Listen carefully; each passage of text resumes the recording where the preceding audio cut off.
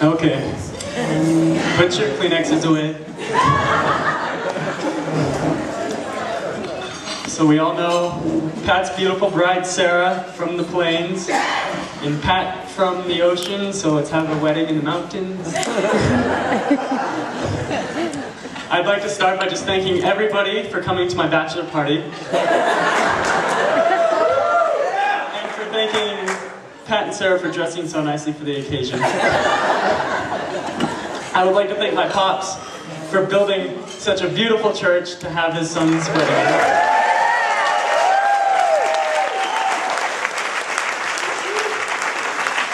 And I would like to thank you guys just for getting married, because this wedding is awesome. Didn't make it. Hang on.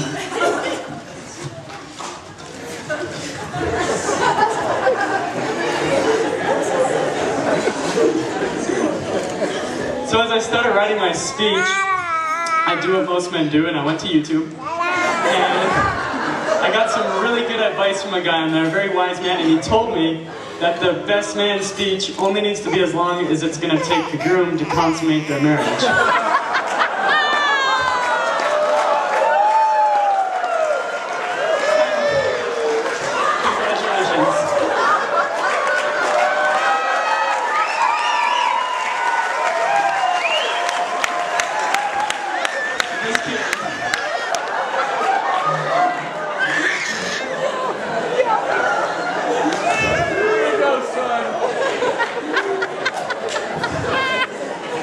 Pat asked me to be his best man this last winter, and a few months ago I put it up. I knew it was a big task, best man speech, wrote it on my refrigerator, a marker, and it sat there for a long time, and I looked at it every morning, and not a lot got done. So then last week I sat down and I said, okay, I gotta write my speech, and I thought I'll just go online and buy a speech like everybody else, but I don't have internet, so I got a pen and paper out, and I started to think about how I got to know Pat. Well, he's my brother. I've known him for about 19 years. And when we really first bonded, it was my freshman year, I believe. Pat was a senior. I thought that was going to be great, because I thought I was going to be like, hey ladies, my brother Pat, he's a senior. But it was really more like, yo dudes, my brother Pete's a freshman.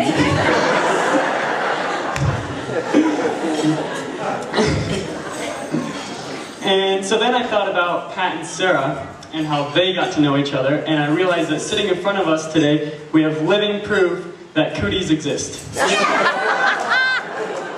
Because Pat and Sarah met when they were very young, 1 and 2, and infected each other. And here we are, 20 years later, wedding. And back in the days when they had cooties, and I quote Sarah when I say this because she first thought of Pat as the skinniest, chicken-legged, freckled kid she had ever seen.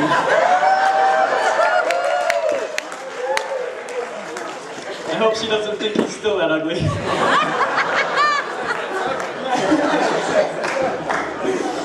So then they fell in love and graduated. Pat went to New York, Sarah went to Iowa. They had a very long 4 years of a relationship over Skype, and Blair and Stolson,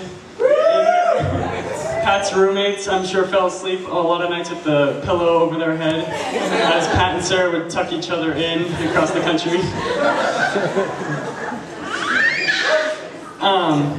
So then I realize now that since Pat went to college and graduated, went to the military, lived in barracks with a bunch of dudes, then graduated, and then right off the bat gets married, he's never going to get to live the bachelor life.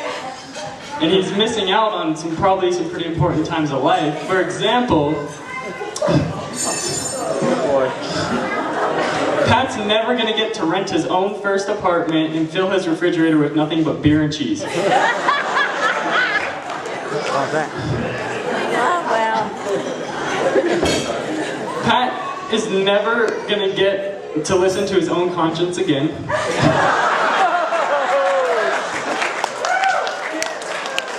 worst of all, Pat, here's the kicker.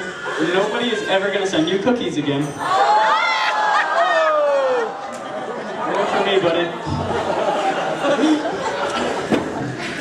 this is a really special night for Pat and Sarah, and I think a lot of women in here, or excuse me, a lot of men in here would agree with me that it's a happy day for Pat. We're proud of him, but it's a sad day because Pat, you've officially taken Sarah off the map. And in Sarah's defense, there's probably a lot of women in here that would agree that it's just another day.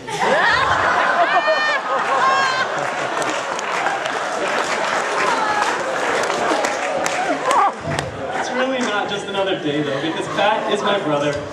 And Pat is a dependable, honest, what does that say, funny, I'm having a hard time with his handwriting here.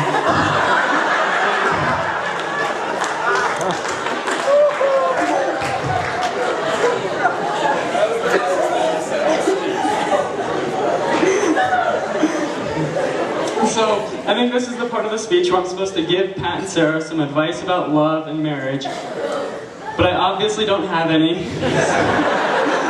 So I asked around and I got things like, she's my firecracker, love is unbelievable, love your love the most, and those were all just corny country songs.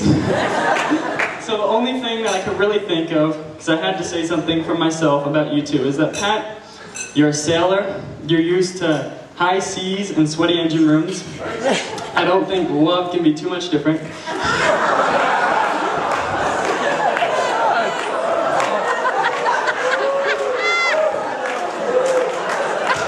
gonna have to go on the circuit.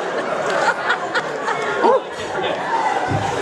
I had to throw this into my speech last minute. So it's an idea I had, and it's a good thing now. Don't open it here. That was something I wanted to do for Pat and Sarah, but I couldn't find any boat anchors in Sterling. But when I thought about Pat and Sarah, and I thought about what really defines them, and I came up with a boat anchor, but they're tough to find in Sterling in the plains. There's no ocean. So courtesy of Juliette Lapine, who traveled to Maine to find me a boat anchor. And it can mean many different things for you guys. It can be, I like to think of it as your love is anchored away forever, the two of you. Or with a toast, I would like to propose to Pat and Sarah, who left port today with a lifelong voyage ahead of them.